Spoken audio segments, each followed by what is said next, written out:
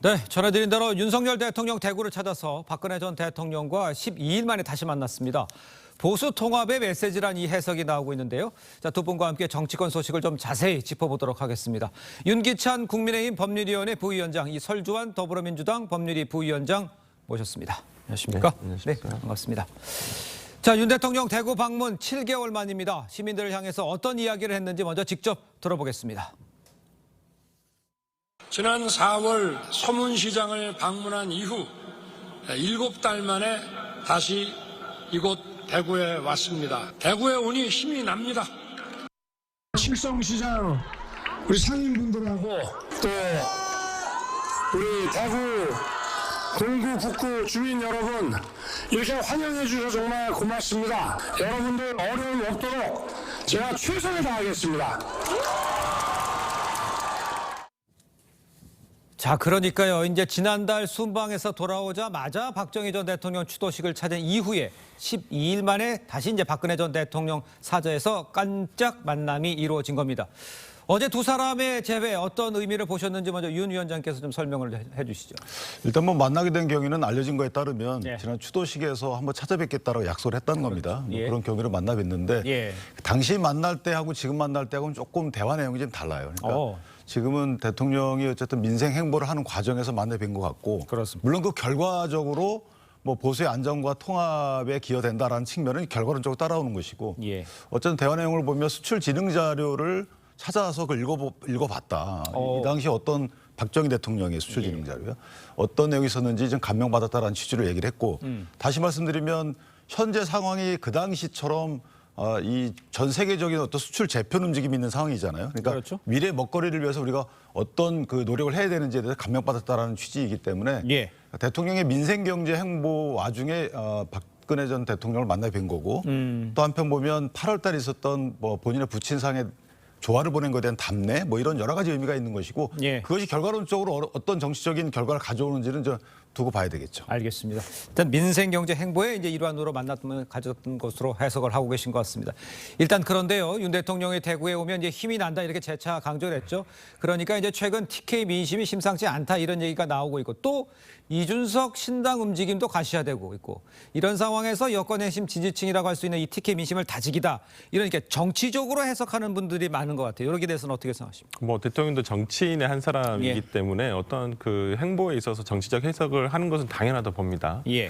다만 지난 강서구청장 보궐선거 이후에 어떤 지금 국민의힘이 보여주고 있는 혁신위가 보여주고 있는 혁신안들이라든지 예. 그다음에 인요한 혁신위원장의 행보라든지 예. 이런 것과는 상당히 좀 거리가 있다고 보이거든요.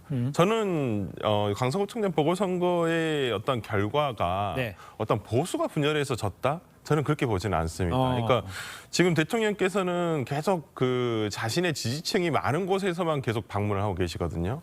저는 이러한 점은 오히려 지금은 중도, 오히려 본인에 대한 비토감이 더 센 지역을 방문하셔가지고 본인에 대한 어떤 호감도라든지 정책 제안이라든지 저는 이런 것들을 제시하시는 게 오히려 더 낫다고 봅니다. 그러니까 TK에 계시는 분들, 예. 저는 그분들도 그렇게 생각하실 거예요. 아, 우리 대통령이 수도권에서 아니면 전국적으로 인기가 많아지면 예. 당연히 저는 뭐 대구 경북의 민심도 따라 올라갈 수 있을 거라 보는데 예. 지금 대통령의 행보는 전혀 그렇지를 못하세요. 그냥 예. 자신의 지지하는 35%, 30% 정도의 지지층을 계속 다지겠다라는 모습만 보이고 계시는 것 같아서 좀 저는 그렇게 뭐 좋은 행보는 아니다. 저는 그렇게 알겠습니다. 근데 예. 근데 이제 예. 뭐 어디를 먼저 행보하느냐도 그건 뭘 의미가 있을 수 예. 있지만 어쨌든 대통령은 전국을 다 다니고 있는 중이고요. 그렇습니다. 실제 처음에 11월 초에는 그 비상민생 경제 회의를 마포의 한 소상공인 점포에서 했거든요. 예. 그 뒤에 이제 민생 행보의 일환이고 네네. 김건희 여사는 지금 소록도도 갔다 오고 그다음에 전남에 순천 갔다 오고 하는 와중이기 때문에 예. 지켜보시면 아마 대통령이 그 뒤에는 전직 총리들을 모시고 또 여러 가지 말을 들을 수 있고 여러 가지 행보가 아마 계획돼 있겠다 저는 그렇게 생각을 하고 있는데 예. 좀 보시고 나서 마지막에 평가를 하시면 알겠습니다. 그러니까 외연 확장에 대해서는 뭐 조금 계속 앞으로 일어날 행보다 이렇게 보시는 거군요. 그러면 이게 대통령의 입장에서 보면 총선의 승리가 본인의 레임덕을 방지하고 국정 동력이 되는 거 아니겠습니까? 그렇죠. 그럼 총선 승리를 위해서 당연히 뭐 중간층에 계신 분들의 소구가 돼야 되는 거라서 예. 그거는 뭐 당연히 본인도 그렇게 계획을 하고 있을 겁니다. 알겠습니다. 자, 이런 가운데요. 인요한 국민의힘 혁신위원장이 연일 경청 행보를 이어가고 있죠. 유승민 전 의원 김재원에 이어서 어제 김종인 전 비대위원장을 만났고요. 오늘은 홍준표 대구시장을 만날 예정입니다. 자, 김종인 전 비대위원장과 어떤 이야기를 나눴는지 안 위원장 목소리를 한번 인 위원장 목소리 한번 들어보도록 하겠습니다. 민생 문제, 경제 문제에 많은 조언을 받았습니다. 당신이 의사 아니냐? 처방은 참 잘했는데 환자가 그 약을 안 먹으면 어떡할 거냐? 그 약을 먹어야 된다. 실제로 변화를 이끌어내야 된다. 좋은 말씀이에요. 저도 공감했고 명심하겠습니다 하고 나왔습니다. 자, 직진 인요한이라는 평가도 내리신 분들도 있었어요. 근데 인요한 혁신위원장이 광폭 행보 이어가고 있는데 설 위원장께서는 어떻게 평가하십니까? 뭐 민주당 입장에서는 지금 국민의힘의 어떤 혁신위원회의 활동을 상당히 뭐 주목하지 않을 수는 없다고 보여요. 네. 특히나 지금 2호 혁신안이라고 하는 희생을 주제로 한 어떤 중진, 영남 중진들의 불출마라든지 예. 이런 부분에 대해서 실제적으로 이게 이루어질 것인가, 어떤 결과물이 도출될 것인가에 따라서 민주당도 거기에 대응하지 않을 수가 없거든요. 그렇겠죠. 더 큰 혁신을 해야 된다는 어떤 사명감이 생기기 때문에 지금 인 위원장이 보이고 있는 행보가 뭐 민주당 입장에서는 그렇게 뭐 정치적으로는 달갑지만은 않다. 그러니까 이게 뭐 다문 개혁을 하는 것이 달갑지 않은 게 아니라 지금 최근에 어떤 정치 뉴스나 이런 것들이 봤을 때는 거의 인요한 위원장이나 이준석 우리가 뒤에 얘기할 이준석 전 대표가 너무 많은 포지션을 가지고 있어요. 많은 뉴스를 생산해내고 있고. 근데 거기에 비해서 지금 민주당이 보여주고 있는 어떤 정치적인 분야에서의 뉴스는 그래서 상대적으로 굉장히 비율이 적거든요. 예. 그런 면에서라면 지금 민주당으로서 뭐 억지로 싸울 수도 없습니다만은 뭐 저는 예. 최근에 이러한 것들이 상당히 민주당으로서는 참 위기감을 느끼게 한다라는 생각을 합니다. 알겠습니다. 밖에서 봤을 때는 인요한 위원장이 뉴스를 좀 모이게 하는 이런 효과가 있어서 좀 부담스럽다는 생각으로 이해를 할 수가 있겠습니다만 이 김종인 전 비대위원장 어제 이제 만나면서 처방은 잘했는데 환자 약을 먹어야 한다 이렇게 말을 했어요. 그래서 이거는 어떤 의미로 해석하는지 인요한 위원장이 지금 행보에 대해서는 내부에서는 어떻게 평가를 하고 계십니까? 일단 인 위원장 보통 이제 결과와 절차라는 게 있는데 그렇죠. 혁신위가 어떤 혁신안을 만들기까지의 절차적인 측면에서는 거의 다 완벽하게 하는 것 같아요. 여러 분, 그러니까 비윤으로 얘기되는 이런 분들에 대한 의사를 다 일단 취합을 하고 있잖아요. 그렇습니다. 그 가서 여러 가지 묵묵히 듣고 있습니다. 어떤 말씀을 하시더라도 예. 바로 또 쏟아내지 않고 그걸 같이 평가하고 또 의견 수렴 거친 뒤에 이걸 또 이제 대외적으로 공표하고 있기 때문에 예. 상당히 본인이 알려졌던 성정과 다르게 신중한 행보를 하고 있습니다. 따라서 절차적인 그 행보는 다 완벽히 했기 때문에 그에 따라 나오는 여러 가지 결과, 권고 이런 것들은 단어도 사실은 되게 알맞는 단어 씁니다. 희생. 희생이라는 단어가 사실은 책임지라는 게 아니거든요. 당신이 책임이 있건 없건 책임이 없어도 당을 위해서 희생해라. 이 단어도 되게 적절히 골랐다고 보고. 헌신해라. 그렇죠. 예. 그렇기 때문에 권고라고 하지 의결이라고 하지 않고 이런 식의 상당히 쓰는 단어나 행보가 치밀하다라는 생각이 들어서 예. 개인적으로 여기서 나오는 여러 가지 안에 대해서 지금 혁신위에서는 이거를 의결해서 최고위에 올리면 되는 거고 그렇죠. 그다음에 최고위 등 집행부가 이걸 받아들일지 여부는 본인들이 판단하는데 문제는 만약에 여기서 판단에 대해서 또 국민적 평가가 있을 것이다. 당원적 평가가 있고 이 판단에 대한 당원적 평가에 따라 또 다른 변화가 있을 수 있기 때문에 예. 저는 집행부도 상당한 고민이 될 것이다라고 생각을 합니다. 알겠습니다. 자, 이런 상황에서 김종인 전 비대위원장 이준석 신당 창당에는 개입하지 않는다고 이렇게 말을 했습니다. 그런데 이제 정치권에서는 창당은 이미 기정사실화하는 분위기가 있고요. 신당이 나오면 파괴력은 어느 정도가 될지 이거를 막 따져보는 사람들도 많아요. 네. 설 위원장 어떻게 보십니까? 뭐 저는 뭐 적지 않은 파장을 일으킬 것이다. 기정사실화는 엉이하시고. 네, 그러니까 아직은 잘 모르겠어요. 아직은 모르겠어요. 왜 그러냐면 저는 오히려 지금 생각해 보면. 네. 이준석 지금 전 대표가 어떤 정계에 입문하게 된 것이 이 박근혜 비대위의 비대위원으로 그렇죠. 등장하게 된 거거든요. 예, 예. 당시에 이명박 정부에서 떨어지는 지지율을 어찌 보면 정권을 다 주다시피 당내에 어찌 보면 야당이라고 할 수 있었던 당시에 한나라당 제가 여권에서 예. 어떤 야당 역할을 하고 있었던 박근혜 그 당시 의원에게 비대위원장을 맡기면서 당시에 이제 이준석 대표가 정계에 등단을 하게 된 것이거든요. 예. 저는 그렇다고 한다면 만약에 윤석열 대통령과 국민의힘에서 정말 그때 당시 박근혜 대통령에게 비대위원장을 주었듯이 예. 이준석 대표에게 비대위원장과 공천권까지 다 준다고 한다면 저는 이준석 대표가 나갈 명분이 없어질 것이다라고 생각을 하지만은 예. 뭐 현재로서는 뭐 윤석 대표도 말하듯이 국민의힘에서 그럴 리 없다라는 어떤 평가가 나오고 있어서 그렇지 않을 수도 있겠다라는 생각이 듭니다. 뭐 저는 본인이 말한 대로 지금 현재로는 50%라도 저도 그렇게 판단을 하고요. 네네. 일단은 이루어진다면 상당한 저는 일단은 비례 정당이 될지 아니면 지금 이준석 대표 말처럼 지역구까지 모두 포함을 하는 어떤 수권 정당을 향해서 만들어 가는 것이라고 한다면 예. 글쎄요. 최근에 여론조사라든지 여러 군데서 지금 뭐 이 어떤 이준석 신당의 창당 이후에 예. 영향력이 어느 정도 가시화되지 않을까라는 생각을 해봅니다. 윤 위원장님 이렇게 여쭤볼게요.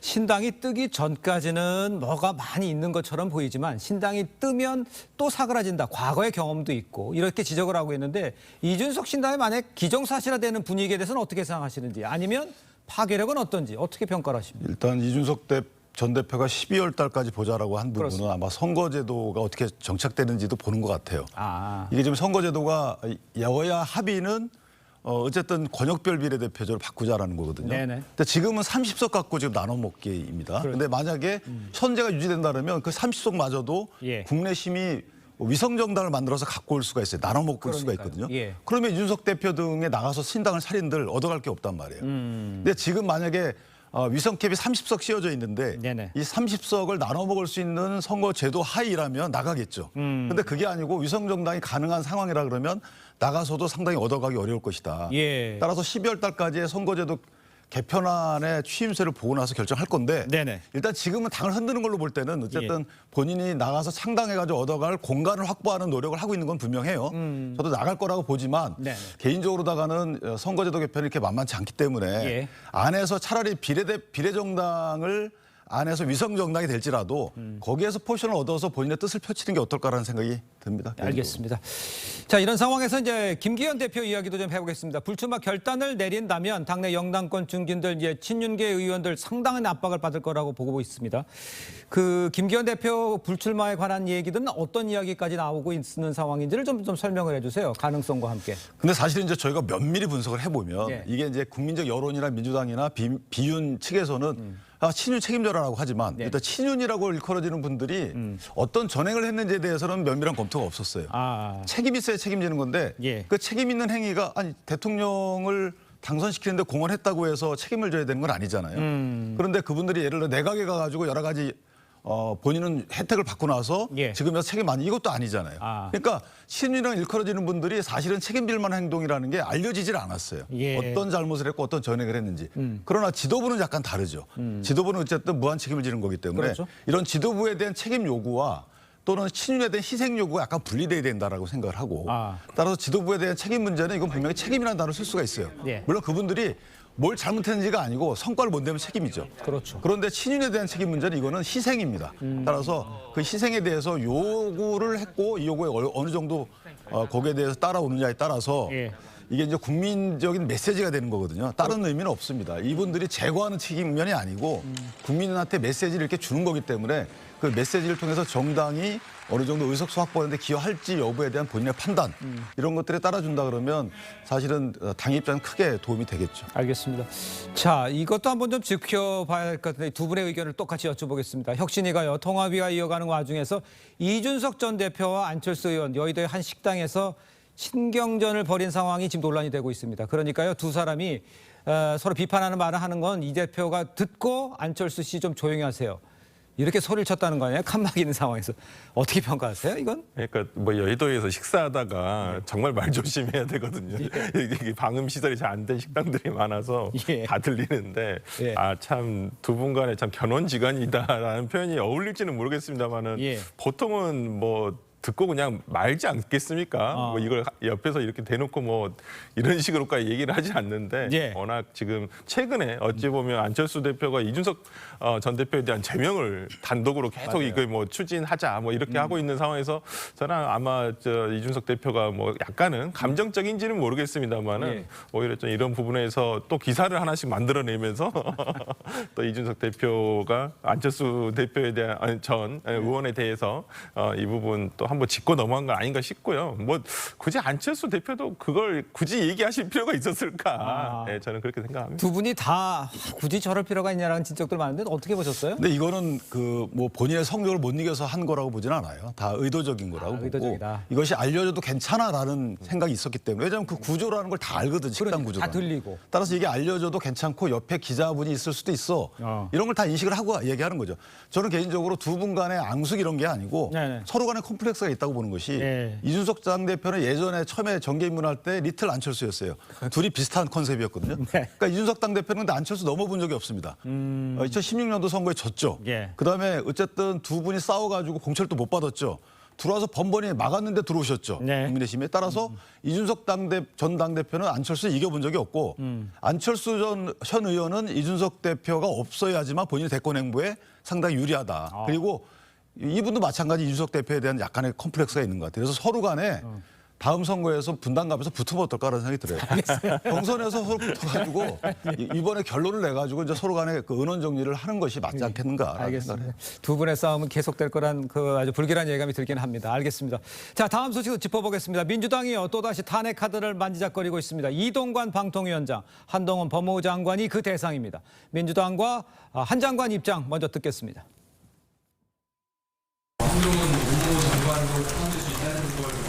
네, 맞습니다. 한 명이 아닐 수도 있다라는 말씀.